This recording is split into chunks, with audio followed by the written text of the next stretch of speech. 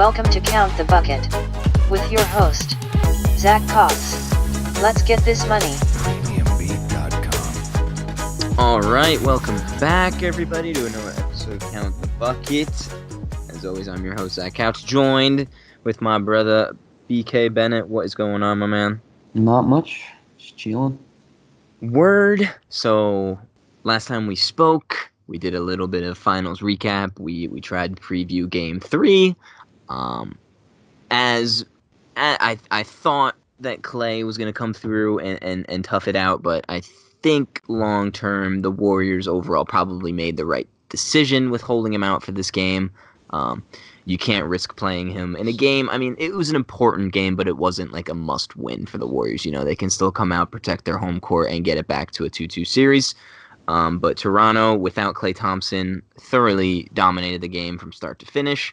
It was a very strong performance all around from especially the Toronto starters. They all came out and played exceptionally well. Marcus Gasol finally was aggressive right off the bat, going at DeMarcus Cousins, going at Bogut. I mean, whoever their Warriors were trying to throw on him.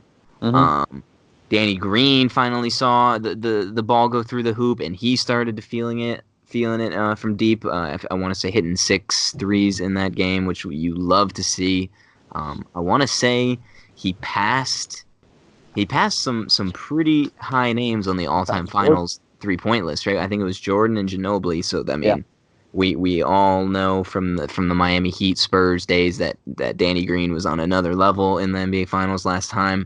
I want to first off, my main point from this game is I think Steph Curry finally understands kind of what Mr. LeBron James has gone through a couple times in these finals. He clearly, I mean, he played 43 minutes. If it wasn't him, like there was no offense for the Golden State Warriors. You have good unselfish playmakers with Livingston, Iguodala, and Draymond out there, but all three of those guys are not scorers.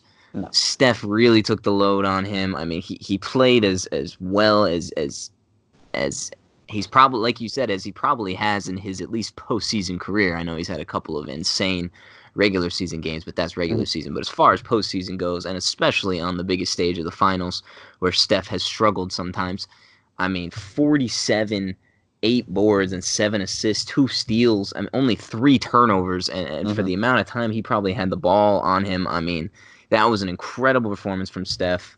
DeMarcus Cousins was nowhere to be seen, like absolutely non-factor. They started playing Bogut over him in the fourth quarter, and I was just kind of sitting there like, it's only a 10-point game. We're really gonna roll with Bogut? Like, I get it, but like, come on, like, I don't know. Obviously Klay didn't play, Durant did not play, Looney is out for the rest of the finals. But man, Toronto did exactly what they were supposed to do. No excuses. This is the game they had to have if they want to win these finals. And they played a very, very good game. Yeah, I mean, everything really was going right for the Raptors. There was literally 2 lead changes the whole game. Yeah. Like, literally, they were leading for the first couple minutes. Golden State led for a little bit, and then it was just the Raptors led by at least 10 or 7 the entire game. Yeah. As a team, they shot 40, 50, 90, or 50, 40, 90, however you want to say it, which is insane. I think I mentioned this last time. Got a great 20 minutes from Ibaka. Yes. Gave you 6 blocks, which is ridiculous. I think that strategy is really going to work a lot, regardless of the injuries or whatnot. Just keep DeMarcus in that pick and roll, make him work, play him off the court, and then go small with Ibaka. That way you can chase everybody around. Yeah. Marcus Gasol can give you a hard, 28 minutes where in the first quarter he's just getting buckets like he should, because no one should be able to guard him. Again, it was definitely really nice to have Kawhi guarding Draymond. Yep. He's kind of the focal point of that Golden State offense, so kind of nullifying him slowed down the entire offense. But I think the biggest takeaway is Kyle Lowry had one of the best games I've ever seen from him. Just had no hesitation on his shot. Was driving the lane really well, using his body. Great leadership, of course.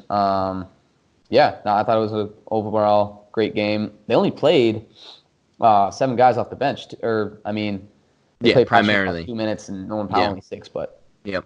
pretty much only 7 guys off the bench, which is definitely different from what they usually do. So, um, Yeah. Nick Nurse showed me a lot. Yeah, I liked I don't know if it was just specifically for this game because he knew that the Warriors were going to be thin too, but yeah, like you said, he kept his rotation to 7 dudes. Yeah. Norman Powell 6 minutes. I mean that's nothing. He didn't even put any stat numbers out there. Yeah. Fred VanVleet too. I mean, we cannot talk about this guy enough. I mean, Yep. he's like the Jose, the JJ Barea 2.0, man. Like he's just so fast and such a good playmaker that he's a Hmm. super tough guard for these, pretty much everybody on Golden State besides Quinn Cook and Steph are like 6'6" and long, it's a tough guard for even for Lowry and VanVleet. And I think VanVleet played the entire second half. Pretty So much, I yeah. mean, he played his ass off the entire game. He hit that huge dagger, which was an and one, by the way, because Draymond Yeah. plowed into him. Clearly an and one. My problem with the refs right there is, and I've refed, in college or whatever. I know it's not easy, but like the most simple thing that everybody tells you when they're teaching you to ref is don't ball watch. Yeah. And when a guy shoots a jumper, it's so easy to look, or I'm sorry, when a guy is underneath and going to the basket, I mean, you're kind of just watching the shot because that's where the contact happens. But when a guy is shooting a jumper, you have to look at the guy, not where Yeah. the ball's going. You look at the guy because a foul can occur right after the shot. Yeah. Um, And it should the be a foul refs, regardless of if it goes in or not. yeah, yeah. The refs were pretty iffy. I mean, it didn't affect the game tremendously. I thought they missed a couple of calls They were in the pretty first iffy quarter. both ways. They missed a To be fair. huge carry on Steph that Yeah. he kind of walked right into a 3-pointer. But yeah, like you said, man, I mean, Kyle Lowry, Danny Green, Pascal, Mark, and Kawhi, those starters, I want to say, I saw a stat, I think they scored like 95 points combined. Sure. Yeah. And yeah, the bench had 17, which was literally just VanVleet and Ibaka.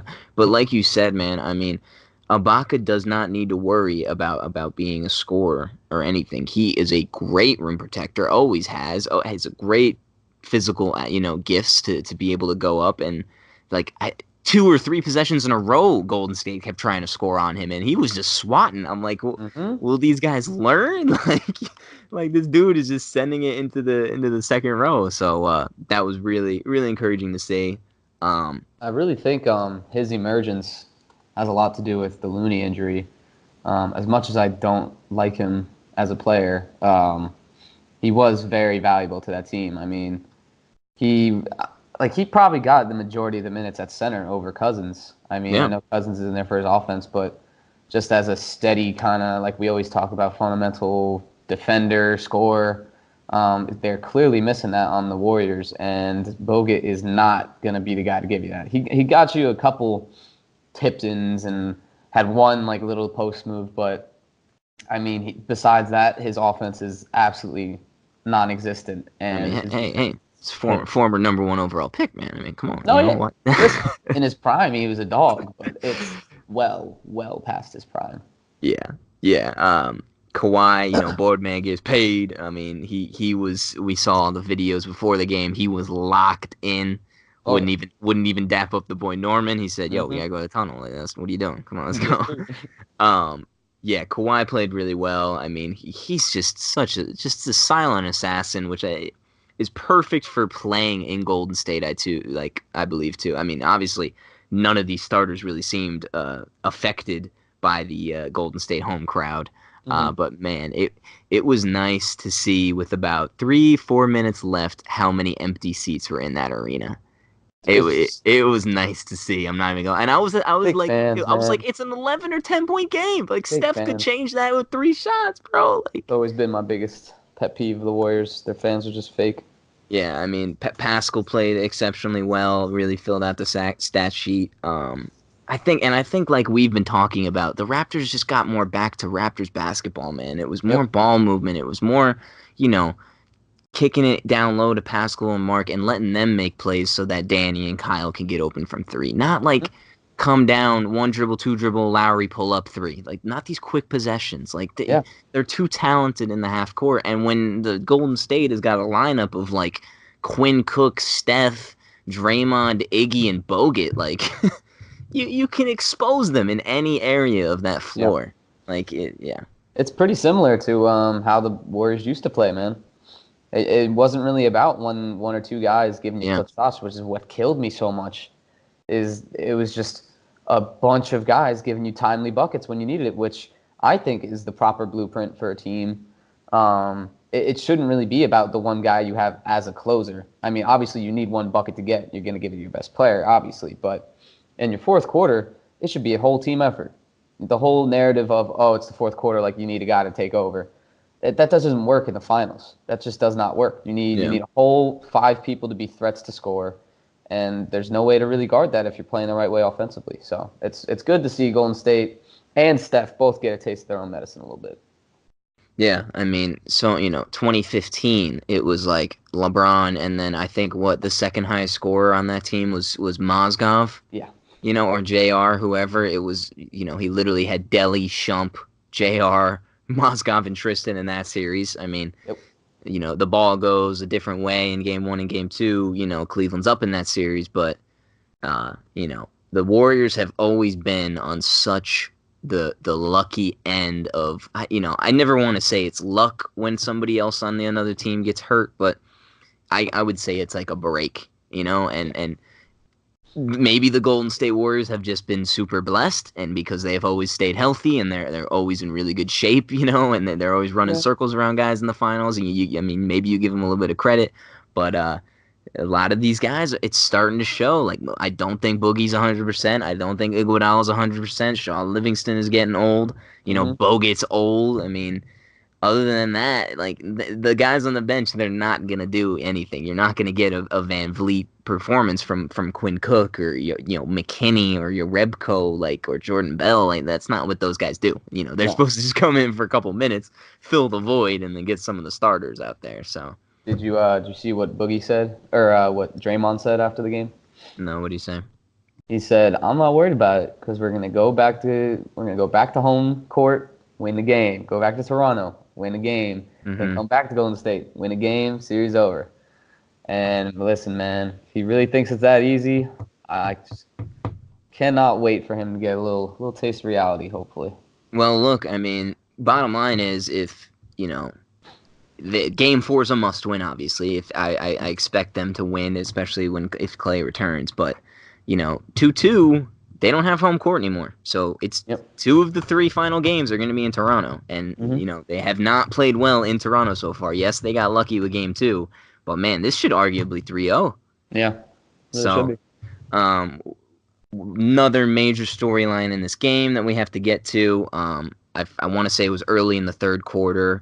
A loose ball goes into the stands, kind of near courtside, and Kyle Lowry, dives, and diving is not an understatement. He full blown sprinting jumps into the courtside seats to try and save a ball, and man, I don't know if you saw the video. That one lady in the yellow, she shot back, like holy crap. So he was kind of down on the seats, and then you see this dude in the blue shirt, clearly a Warriors fan. He clearly shoves Lowry, and I don't know why he did it. It was so dumb. You're courtside in the NBA Finals. You're going to be on blast. And then to make matters worse, it comes out this guy is a partial or whatever, owner, a part owner of the Golden State Warriors. Yeah. He's worth a couple bill or whatever. Apparently he's some venture capitalist out in frickin' Silicon Valley, I'm sure there's a bunch of those guys, but how stupid do you have to be to do that on national television? Regardless of if you thought it was, dumb for Kyle Lowry to jump for that ball. Like, dude, it's the NBA Finals. Yeah. It's written on your ticket. You are subject to, whatever happens in the game, like you could get hurt from it. They're not liable. That's just how it goes. That's what you pay for the court side. You pay to be that close. Yeah. There's no place for a fan like that. If anything, make sure the other people are okay. I'm sure Kyle Lowry was not targeting you. Like, what did you think, dude? And Kyle Lowry just he took the right approach. He shook his head. Like, props to him because he shrugged it off and played a hell of the rest of the game. And in the press conference, he said what we were all thinking, that there's no There's no place in the NBA for a fan like that. You know, you go to enjoy and you respect the players that are out there literally giving their blood, sweat, and tears to this game. So absolutely ridiculous, but obviously it's a huge storyline because of, you know, a lot of fan player confrontations that we've had recently in the NBA. Yeah, there's so many things that are wrong with that situation. First of all, you are literally courtside. Like, that is the most upfront place for something like that to happen, where everybody's going to see you. Second of all, you're a part-time owner of the Warriors, bro. Like, how stupid are you? That is so dumb. It's not even funny. Yeah. Third, obviously there's no place to hit players or even touch them at all. But there should, like, this is the crazy thing that I don't get, which I always talk about when there's a fan player interaction, is if you're going to push a guy, you have to know, especially a guy like Lowry, or like I always bring up the Westbrook thing, they will eat you. Like, they are world-class athletes. Oh, Probably 100%. they've just been training their whole life. Kyle Lowry I've grew up on the never- streets of Philly, bro. It's so dumb. Lowry would put him in a pretzel so quick. It's just ridiculous to me, and it's just I hate to say it like this, but it's a typical Warriors fan in my opinion. Obviously that's a little biased, but the guy's obviously an idiot. Yeah, so I mean, Ridiculous. the league took action. They hit him with a $500,000 fine, which, you know, banned from I- the finals. yeah, banned from the rest of the postseason, and apparently the ban goes through all of next season. Yeah, I mean, it's inexcusable.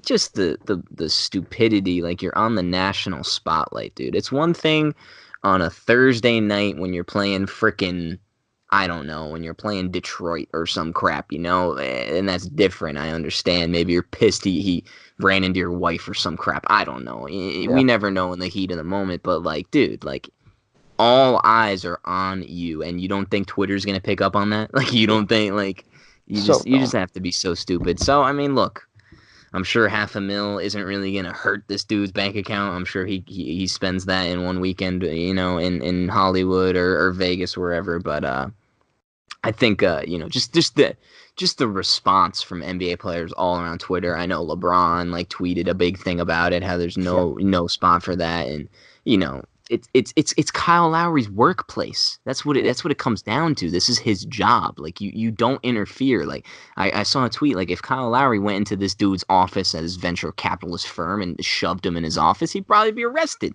Yeah. Like you're just dumb. You're just dumb, dude. So hopefully we don't see that freaking fool ever again. But regardless, the Raptors have a convincing 2-1 lead. After Game 3, actually not after Game 3, but today it's already come out. Klay plans to play Game 4, so I think it was kind of clear their whole course of action here. Get him to the point where they know he's extremely healthy. Truth be told, if Klay plays Game 3, even if he plays remotely like himself, I still think Toronto win that game. I mean, they played a really, really great game overall. Like, they made big shots. They didn't turn the ball over a lot. KD is out for Game 4, I guess. It's still such a mystery to me, like, what's going on with him. Apparently he's been doing some like light exercises and stuff. I don't know. Is he waiting for like the 3-1 and then he's gonna be like, I'll be the savior? You know, I don't know what he's doing. But you know, if Klay comes back and he gets inserted back into the starting lineup, pushing Livingston to the bench, that's huge for the Warriors. They're back again to being 5.5-point favorites for Game 4, so Vegas thinks they're going to come out and protect home court. I mean, like we said, this is probably, you know, if you don't win this game, I have a strong feeling Toronto would love to wrap it up on their home court. Yeah, I think it's very telling about how the offseason might play out, just on the way that Klay's treating an injury versus the way Durant's treating an injury. Klay is literally in full uniform on the bench in his warm-up and begging to play. Literally had to beg his coaches to play, and they just would not let him because it's smart. They had to sit him out. While Durant, on the other hand, let's not even talk about how in the Houston series he wasn't even in the arena. Yeah. He was sitting at home watching the game in red-colored clothing. But he's not in uniform. He's not on the bench. seems like the only interaction he has with him is in the tunnel. So I don't even think he's in the locker room with him. Yeah, I don't know. It's Yeah, really, really weird. Like it is. I respect him for, I guess, kind of giving that little, before and after the game, dap up of his teammates and whatnot, showing support. But it's very, very odd. I've never really seen a player do something like this Yeah, before. and all the players in the post game pressers, like they still always talk about him like he's part of the team. Like Draymond was like, we're missing Klay, we're missing Kevin, we're missing Loon, like Yeah. we're missing a lot of people. Like that's it's not an excuse for how we played or anything. Like we probably could have played a lot better and been in this game, but like it's just the reality. Like so many people were asking Draymond questions. How much more difficult does it make it? Blah blah blah. And he was answering it pretty well. I kind of respect it. He's like, look, yeah, it's more difficult than having them, but he's like, we're not using that as excuse. We got guys that can step up and for a championship organization like Golden State, that's how they have to approach it. Yeah, I mean, Game 4 is huge. You cannot go down 3-1 and have you know go back to Game 5 with the chance to win the series in Toronto. That place will be absolutely ballistic. Like, I can't even imagine the atmosphere that's going to be. Also, I know Steve Kerr pointed it out in the presser. These two games, Game 3 and 4, are the only two games in this entire series where there's one day in between. So that was a huge factor for Klay. Mm-hmm. And he straight up said it. He was limiting minutes of some of their older guys in the second half. So to me, you never say, I think somebody even asked Draymond this, was this like a sacrifice game just to get healthy? Mm-hmm. You never want to say that, but I mean, part of I think just the mind games, the strategy that Golden State was doing is maybe, this was kind of a throwaway game. Mm-hmm. It's kind of weird to say, but when Steve Kerr is literally saying like, oh yeah, I was limiting Iguodala in the second half a little bit because he's banged up and this and that, and coach is like, it's the freaking finals. We don't care. You don't limit anything. What this sounds like to me, which I hate treading on this water because Golden State always has the potential of just making me eat my words, but really just seems like a champion that's got a little too arrogant in their own self-confidence. You can't. There's 7 potential games in a finals. Second, you don't have home court, so every game matters. Especially on your home floor. Exactly. Yeah. It's crazy to me that you would even think about taking a game off. And me personally, I probably would have let Klay play. I probably would have. Yeah. I know that's limit his minutes just opinion, a little bit. Maybe not the best business decision, but play him 20 minutes. You don't have to play him 40 minutes, have him on Kawhi.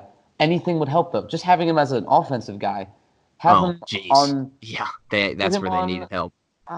Just put him on someone who's not that hard to guard. Obviously, everyone's a threat. Danny Green.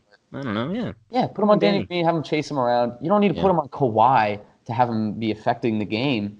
All they needed that game was offense. Obviously they could have used some defense stops too, but just needed someone to give Steph a little bit of a break, and they would have had a better chance at least. But yeah, I don't know. Yeah, it's not looking great for the Warriors. I hope. I'm gonna give my prediction for the next game. I think this is gonna be an unpopular opinion, as I'm sure you would imagine. This is what I'd guess, but I think Game 4 goes to the Raptors as well. I think the Warriors are a little delusional right now. Hopefully. I really feel like they'll come out a little slow. Even if they play their guys, I think losing Looney is a bigger detriment to their team than they want to admit. Even if you have Klay back, that's one more guy that you'd have to compensate on defense. I don't think Toronto has the same great game, but I do think they'll have a little more help from the bench, I would think, because they didn't really have a great bench game. Mm-hmm. I think it'll be a really grinded out game. But I think Toronto sticks in there, and I think they win by 3 or 4 and squeak out. I think I'm feeling a big game from Kawhi because I really feel like he's been coasting at 30 points a game, which is crazy. Yeah, he's definitely the front runner for Finals MVP, no question. No question. Yeah. But there hasn't really been a Kawhi's taking over game right now. You know what I mean? So expecting a big game out of him. But yeah, that's my prediction. Yeah, before I give my Game 4 prediction, One thing for game 3 though is I saw some people kind of mention that I was just saying, you can't sacrifice a game, but at the same time, I kind of understood the decision to sit Clay. And like you Yeah. said, there's 7 potential games, so you can't take it, especially when the series tied. If they were down 2-0 and it was Clay, you can't go down 3-0, obviously. Hmm. Luckily they're in a position where they can afford that loss, but it could have been extremely beneficial because imagine if what the narratives would have been and what it would have done in Toronto. I know it seemed extremely highly unlikely, but imagine if Golden State somehow pulled off that game. Yeah. That series momentum swinging like Dangerous we couldn't even beat them with Clay, KD, or these guys. Like, that's insane. Then it messes up the Raptors psychologically. And I mean, honestly, like, that they were right there in the second quarter. Like, Golden State kept hanging around. They just couldn't put that stretch defensively. And I think, like you said, that's where they really missed Clay. And also, it's like the average basketball fan probably doesn't understand how, like, when Steph is on the court with like Sean Livingston, Draymond, and Iggy all at the same time, Mm-hmm. he got the 47, but we all watched the game. It was a hard 47, man. Yeah. It was rough. I mean, he made some extraordinary Steph shots that he's just gonna make, but Yep. I'm gonna say for game 4, Golden State definitely comes out and wins this game.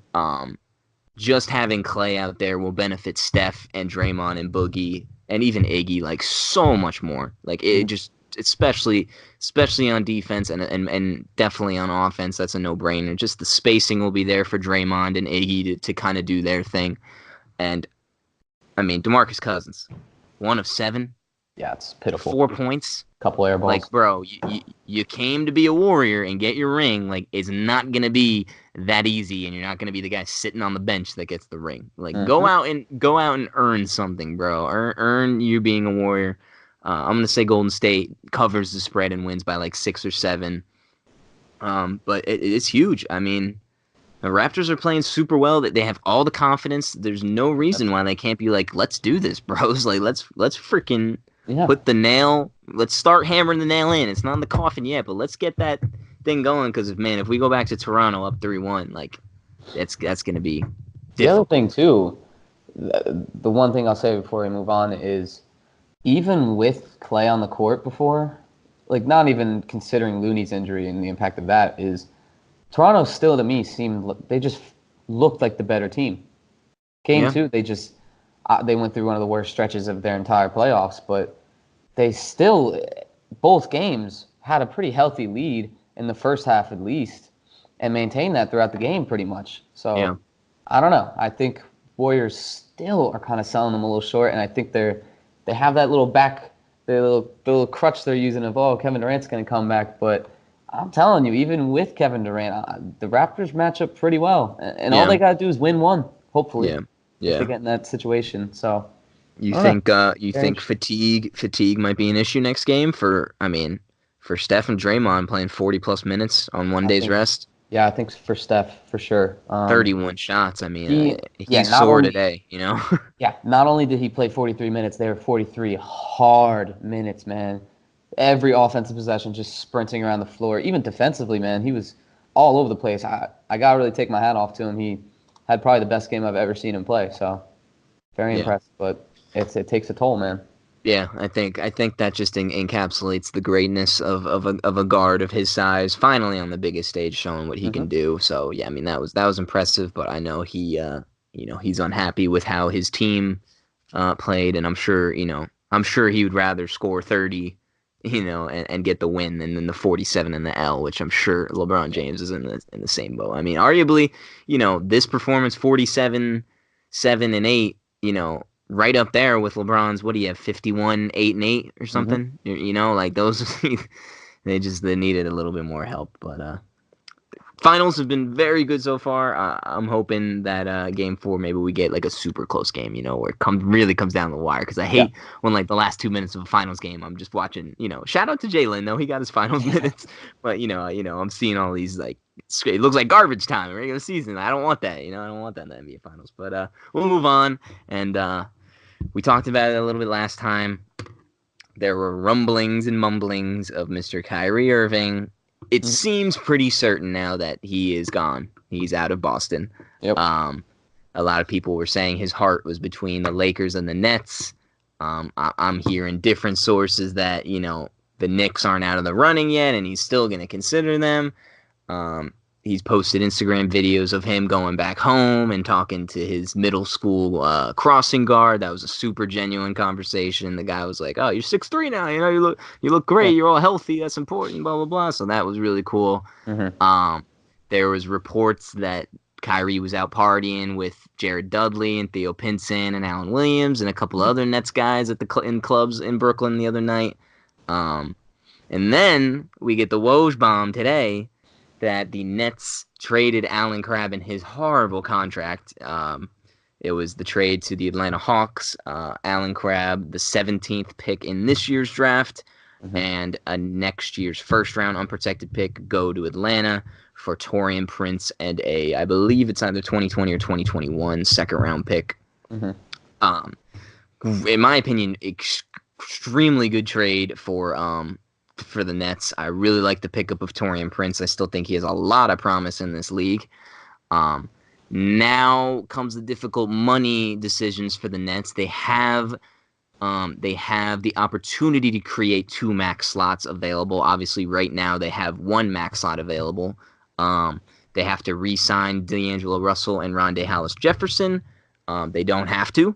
If they want to renounce those guys, which basically means, taking them off the books, then they will have 2 max, free agents, which is, we've seen all these big market teams and all these teams creating cap space. That's what they're trying to do.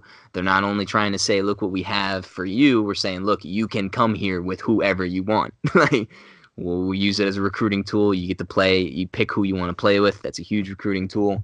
For me, I very much understand it for the Nets. I think it's a great move. We've talked about it. I don't think Kyrie Irving is the best fit with the Nets. But, I guess if you're going to just take D'Lo out and put Kyrie there and have the possibility to pair Kyrie with somebody else, I guess you got to take that chance. And they still have a great young core. They still got a lot of pieces to move to make a trade possibly for AD. I think Brooklyn, hats off to them. They're running a pretty smooth ship over there. Yeah, I'd say, first of all, pretty good trade for the Hawks too, man. Yeah, because now they have 8, 10, and 17 in this draft. Yeah, that's pretty good. They are just... They could package those and even move up if they want. Yeah, they really could. They're just loading up on young talent, man. They have the cap space to take one of those bad contracts like Allen Crabbe, who's still a pretty good player. Definitely could start him on that team, especially with all the young guys. And good shooter, which is what the Hawks are trying to go for, Great shooter. In terms of the Nets, I think it's a good move for the Nets. Definitely a good dump of that contract. I think Taurean Prince is a great player to add to a playoff team. Very similar game, I think, to Trevor Ariza. Just a wing shooter guy. Yeah. Sneaky athletic, too. Very good defender, too. Underrated. Strong, yeah. In terms of the Kyrie thing, I really feel like they're playing a dangerous game, man. Because I think the biggest difference that they have from any other team in the league is they probably have the best chemistry in the league, in my opinion. Watching that bench, I've never seen a team so close and looking happy. And they're all young. It all revolves around D'Lo, man. Yeah. It all revolves around D'Lo, and to burn that bridge would suck for me. Now, there's been a lot of reports that Brooklyn really likes the possibility of them playing together. I get that, but I don't think they fit. Yeah, they're the same position. Unless you just want to make D'Lo like a permanent shooting guard. My bad. You keep going. No, that's fine. Yeah. But D'Lo is what Kyrie should be. He's a scoring point guard who's a great playmaker. And he takes efficient shots. He's got a floater. He's a great three-point shooter. He set a record for most threes in a season. His release is so quick. Oh, so and quick. that's history. Yeah. So I think if they try to pair them together, I think it makes both of them worse. And I also think it poisons the locker room a little bit because Kyrie's just, I don't know. Maybe I'm overblowing Kyrie's locker room stuff, but it would make the locker room a lot different at least. And Yeah. second of all, even if it is just D'Lo and Kyrie, is that team better than the Celtics were? I don't think so. I think Yeah. the team is worse. Yeah. The other thing is, if you get rid of D'Lo to have Kyrie and another guy, I would bet money. I would put a lot of money on the fact that D'Lo would have a better season anywhere else than Kyrie does the next season. I'd put Wow. money on it. I Okay. think Yeah. next season, D'Angelo Russell is going to be between 24 to 28 points a game. The scoring display I saw from that man was impressive. And as long as he Mm-hmm. stays healthy, he is going to be a problem, man. If the Nets let him go, somebody is going to max him in an instant. Yeah. He is a Yeah.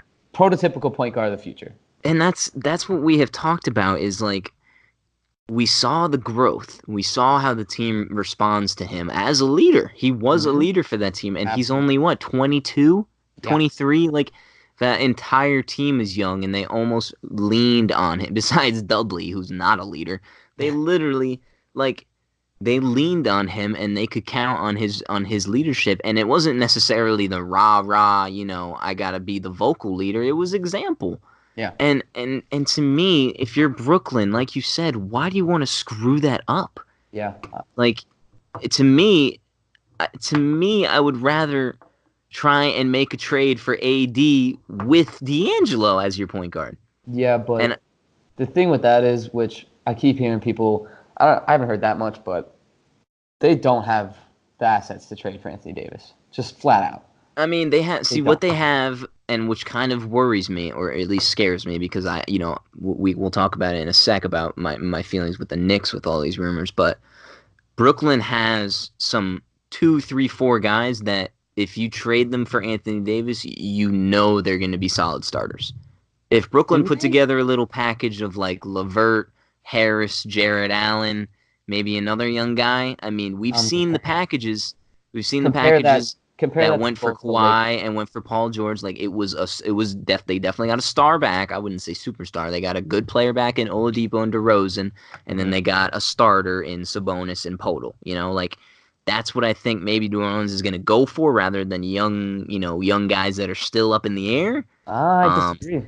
that I'm just saying that's how it's gone. I'm not saying that's how necessarily New Orleans wants to, but I do, they've traded away most of their draft picks, but to me, man, I think I sent you that tweet. How bizarre would it be if Kyrie like left Boston to go sign with Brooklyn, who Danny Ainge used the Brooklyn pick from the trade for Paul Pierce Yeah. and KG to get Kyrie, and then it's the ultimate finesse, man. That Danny Ainge dude just stays winning. Yeah. But yeah, I mean, look, if he wants to go to Brooklyn, and like I said, if that's the Mambas challenge for him, and he's saying, look, you know, Boston was tough. I get it, those young dudes, but that's what Brooklyn is too. It's a bunch of young dudes. So unless somebody's coming with him, I don't understand it. Unless he's really trying something to prove, or unless they're gonna let D'Lo and KD's joining him. Yeah. I think there's an interview a while ago where it was David Griffin before he was on the Pelicans as the GM, and they asked him, "What would you want for AD?" And he said, "Young prospect who was a lottery pick, a top 5 pick or like a lottery pick, and then just like a great veteran player." And I think having that pick that the Lakers and the Knicks both have trumps anything that almost any other team can offer. Yeah, They're both in such a unique situation where they have a great compile of young guys, and that's the other thing. Why would you not want players that could grow with Zion? yeah, Like in his first season, it doesn't even matter how good you are. It almost might be better to do bad so you can get another good draft pick. yeah, So if the Nets are really banking on trading for Anthony Davis, they're delusional because they don't even have as good a package as the Clippers have, in my opinion, yeah. who are already probably in third or fourth for the running. So I don't know. The Nets, I feel like I was loving they're still making great moves, but I just feel like they're rushing a little bit. And that was kind of my worry with the Knicks too. But they're in a unique situation right now where it is just so perfectly set up to Mm-hmm. speed it up. Yeah. Where originally I was like, organically, like we have a great young core. We could get RJ and just be a young team like that. But the prospect of having the one or two guy in the world come play with probably the best big man in the world on your team right now is so hard to pass up on. And unless you Yeah. have that option, I don't see why you'd be rushing right now. You know what I mean? Yeah, yeah. I mean, they were a 6 seed, so that might just be their thought process, like right now, this team, are they going to get much better than the 6 seed if they run it back They're again next so year with young. the same makeup? Yeah, they're young, but That's the why East. rush it. Yeah, I hear you. We mentioned it before. It's very, very interesting to see the similarities between two of the biggest brands, markets in the world, Mm-hmm. and they each have two teams.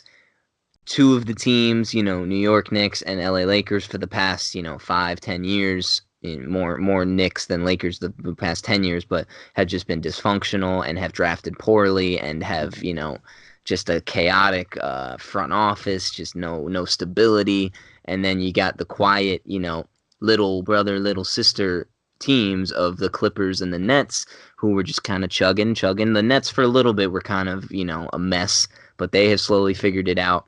And both of them have drafted well. They've developed. They've set up their team. They have very good front office, very good head coaches. Mm-hmm. And the Clippers have potential to open up 2 max slots. The Knicks already have that potential.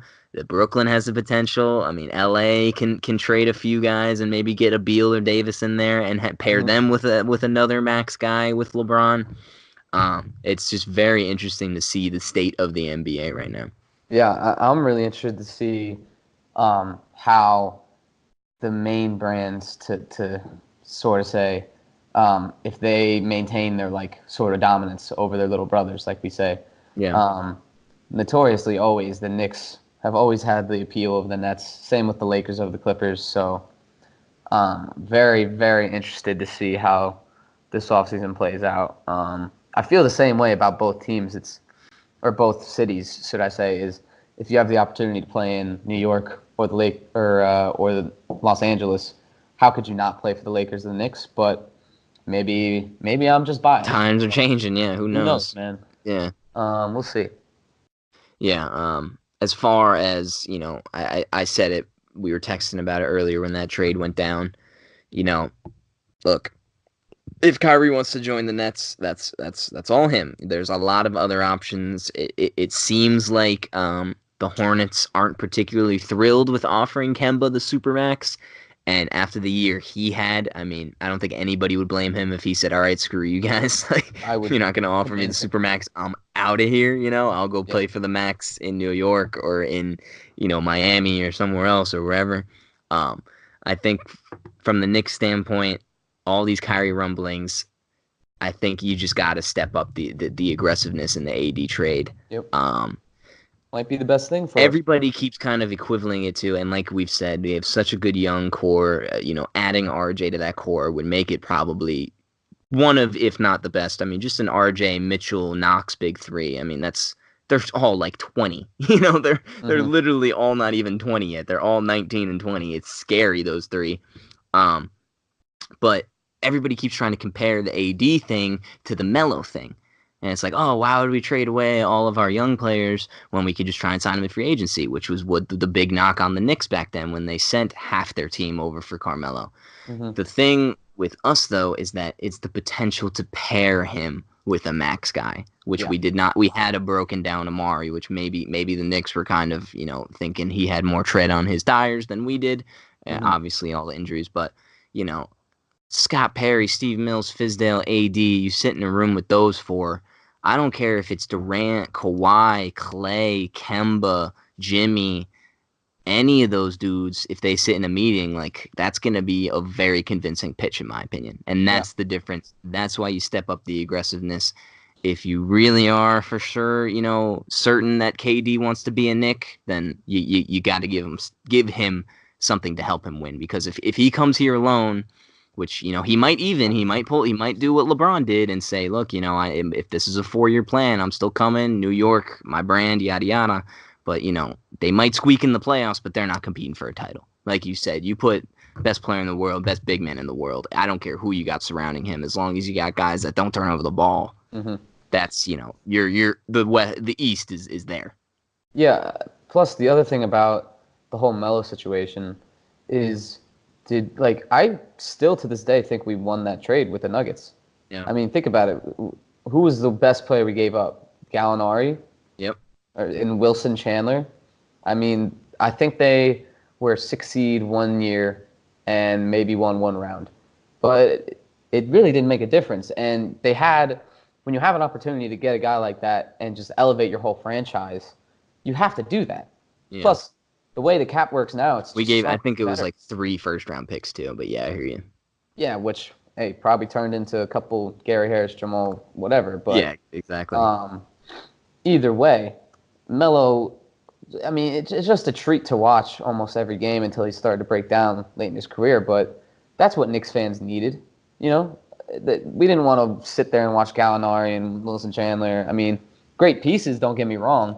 And you may or may not get Melo in the offseason. You know, this is the same thing with Anthony Davis. Yeah. You probably, maybe not getting Anthony Davis. I'd lean towards probably not in the offseason. And here's the thing too. I don't mean to cut you off, but like a guy like Anthony Davis should be drafted by a team and should retire with that exact same team. Yeah. There's no excuse when there's a guy like him, generational talent. Like people were talking about him in high school being like literally like one of the best players to ever play the game if he develops right, you know. So. Good night, bud. Night. Sending her down, you mind? Yeah, fine. Plus, like you said, I mean, it's pretty much a 2-for-1. I mean, if you don't get Anthony Davis, you're probably not getting Kevin Durant, right? Yeah, I mean, like we don't know. We really don't know. He could just think it's a little bit bigger than basketball. He's going to be 30, 31 in a year. Yeah. I mean, we don't know, but just the opportunity to get a talent like AD should never be available, and that's why all these teams are going to be aggressive. Like there's no, he should be like Tim Duncan. He should be like, Patty Ewing, like or what, or some big man that just is never leaves his team. Yeah. So June 30th is going to be quite a treat, and I can only imagine. What is it, 6 p.m. it starts or whatever? I think so, yeah. Like, that's going to be, oh, man, the Twitter, the emojis that players are going to be using, like, oh, man. Just do a quick prayer for the Knicks. Okay, we're good. But we'll move on to one more topic. Obviously, we got to talk a little Lakers because, that's LeBron, that's our boy. They added another piece to a very, very good coaching staff now with Vogel, Kidd, and Lionel Hollins. Always been a great defensive coach in the league. Was coaching those Memphis Grizzlies teams for a little bit. Was a coach in Brooklyn for a little bit. I mean, I think if you're LeBron, I would be very pleased with the staff that he's surrounding. You don't. We've talked about this many times. Like, a guy like Luke Walton just cannot coach LeBron. You can't even coach Rondo if you're Luke Walton. Like, you just can't like get a guy in there that they're all gonna respect, that they can all play hard for, and let's make this roster a little bit more basketball IQ friendly. Let's just say. I love the hiring. I like the kind of stance that the Lakers are taking for their coaching staff. It's more kind of a strength in numbers type of thing, which I think a lot more teams are starting to do now. You'd think out of the 3 of those guys, they'd be able to come up with a, pretty elite game plan in the playoffs at least. But in the regular season, obviously, it's not the same. But love the hiring. He's always a well-respected guy within the league. I still think Frank Vogel's getting a little more hate than he deserves, putting in a weird spot on the Magic. And then Jason Kidd's just a great players coach. Great for Lonzo. Who I am very excited to see next year, as JaVale McGee was talking about. You saw that, yeah. So, I think all the things are going correctly for the Lakers so far. After this whole Magic fiasco or whatever, but I really think that was one of the better things for him, and it's really all been uphill since then. Yeah, I mean, I don't know who I have no idea who's making these coaching hires. I don't know if it's Palinka. I don't know if it's Genie. I don't know if it's freaking Kurt Rambis. I don't know I'm if it's starting. LeBron. You I'm know? starting to think it's revolving a lot more around Jeannie Buss. I think that's. Jeez. I was listening to what Ron Artest was saying. Oh, excuse me, Meta World Peace, on Cowherd, and that was the first thing Cowherd actually said. Who's in charge? And in a split second, he said Jeannie Buss. It's her team, and Yeah.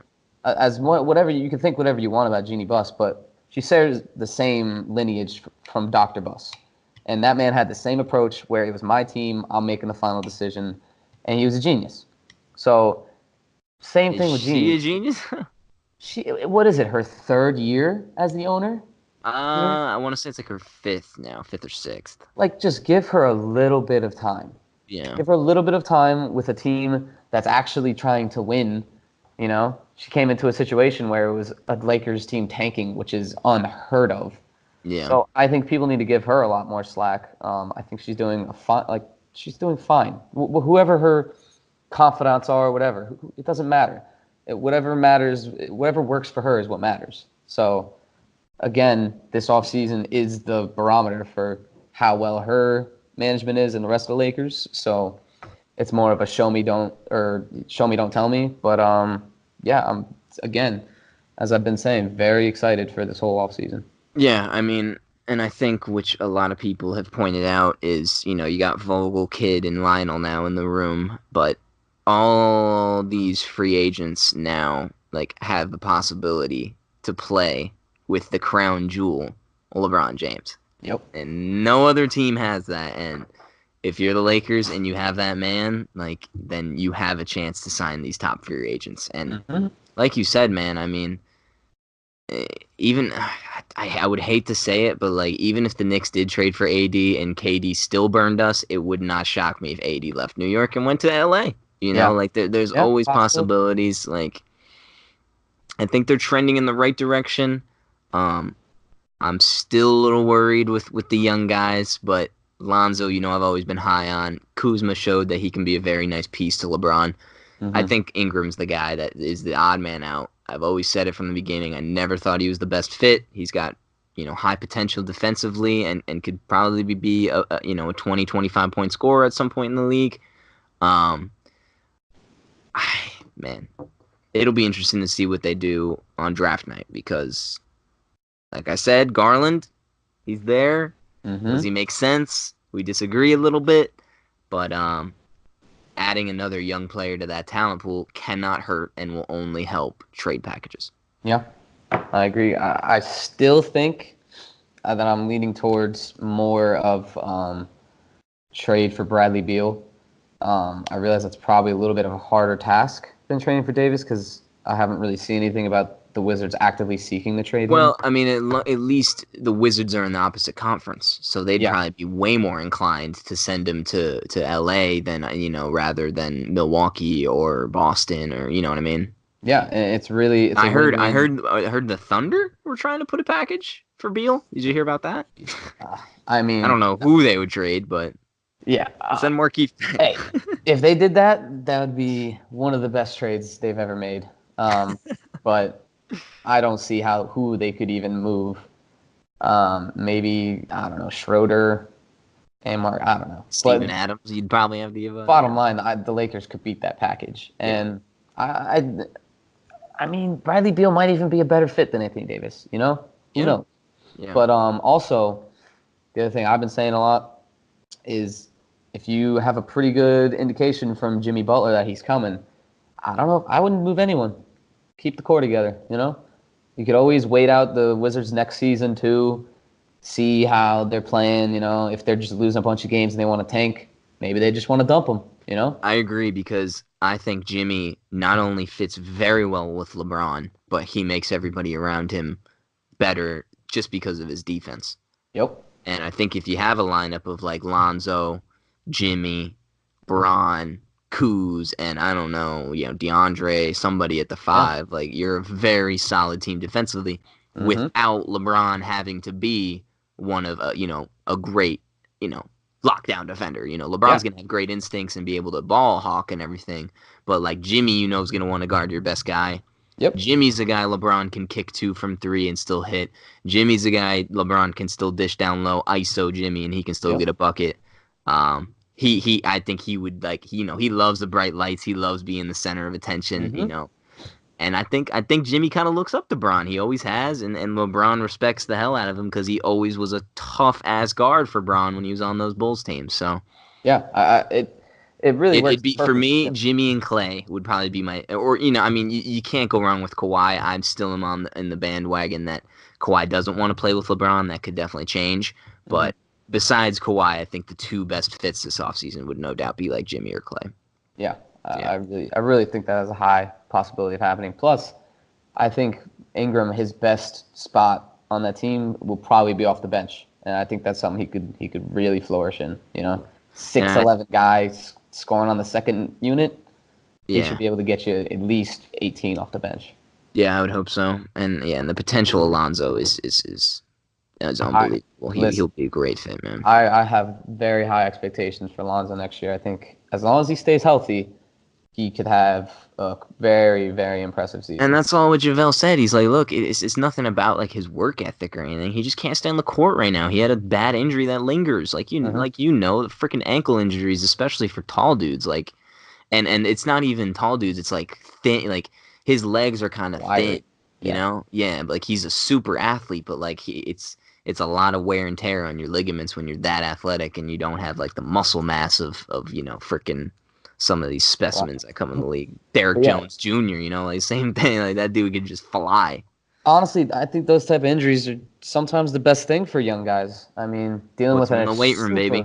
Annoying, and a super annoying injury makes you take care of your body a lot more. Like you said, gives you a lot more time to just lift and get big and get your diet right and all that stuff. So I'm expecting a much more polished Lonzo Ball next year. So yeah, my like what I want from the Lakers, I want them to target a big free agent, but they need to find a center, not necessarily like a stretch center, but just a capable starting center. Honestly, bro, like I know Robin Lopez is a bum. I'm kind of just using him as an example, but just somebody like that, somebody that is a starter and will get you some scoring and some defense. Have JaVale maybe come back off the bench because he's not a starting center. He was good. He's not the starting center. Bring back Rondo. Bring back Lance. Let everybody else go. Honestly, that's my thoughts. I think Lance felt fit very well with that team. Yeah, me too. They just asked so much of him when everybody started to go down. And same with Rondo. I thought he was a great fit, not necessarily as the starter, but he can play starting minutes, and he's a great pair with LeBron. Yeah, I think also if you could get JaVale for cheap, I think he'd be a great backup. Yeah. He fit well with LeBron, and before his injury, he's putting up really good stats. Get rid of KCP, get rid of Muscala. I mean, maybe Reggie Bullock if you can keep him, if he's still under contract, he's okay. But let's put in some high IQ guys. Not even they don't even have to be shooters. Just put smart basketball players around them. Try and snag a Reza, on a 1-year deal or something. He'd be great. I have I'm just looking at the free agents here, and I have. How would you feel? I think you'd like this, but how would you feel about maybe getting Hassan Whiteside? He's I heard a free agent this summer. I heard the rumbling. I think he has an option, right? Player option. Yeah, so he might accept that. I know Miami is really trying. I think they're trying to trade him right now. He's been very vocal about just not wanting to be there. It really makes me think. That would be a very a guy like him or DeAndre Jordan would be a perfect fit with LeBron. Yeah. He's a better JaVale McGee. He's just a great defensive center and a guy that's athletic, can go up and get lobs. That wouldn't be bad at all. Another guy too who I've always loved his game. I thought he's super solid. Is Dwayne Dedmon. Oh yeah. I think he's a really solid guy, and even this season he was showing he could stretch the floor. He can knock down the three a little bit, yeah. So, we'll see. Maybe honestly, maybe Magic leaving was the best thing for the Lakers, and Pelinka actually might know what he's doing. He's been around the game for so long. He was Kobe's agent. I don't care if you're Kobe's agent, you got to know something, or at least be respected around the league. Yeah, did his reputation maybe get hurt a little bit with all the backstabbing crap and all that, but, you got all the money in the world to put the team around LeBron that you want, and you want to succeed, and you got a capable coaching staff. More veterans, I think, are going to trickle in and want to play with LeBron and these young cats, especially maybe if they even sign if they sign a guy like Jimmy or Kawhi, you maybe bring in Jamal or something, on a veteran exception. So it's looking up, but regardless, oh my gosh, the offseason's going to be fun. Literally every single of those major markets that we talked about, Brooklyn, Clippers, Lakers, Knicks, I mean, they could look very different next year. It's going to be scary. But, anything else, man? This was a good episode. We talked about a lot for as little content as we had, Yeah, just a quick shout-out. I know I already talked about it a little bit, but just got to give another shout-out to Curry because as you know, I rip on him probably more than any player I know. And like I say all the time, I mean, the hate I give him is strictly out of respect for his game. I hold him to a much higher standard than most guys in the league. He's clearly, as he showed last night, clearly the best point guard in the league, best shooter of all time. Yeah. So I was very happy for him to finally have a legacy-type game that you can cite when you're saying, if you want to argue that he's the best point guard of all time. So. Yeah, that's my little exactly. And it was like, people would always say that, but it was always, you always had to bring up Steph's finals performances. He never was really like amazing, Yep. The past two finals he's been, he's been Steph, but he hasn't been like, holy crap, like, dude. Like, and a couple times last night I was like, psh, like a couple times when he's like 5 feet behind the line and just absolutely trades it. I mean, you can just sit there and just shake your head.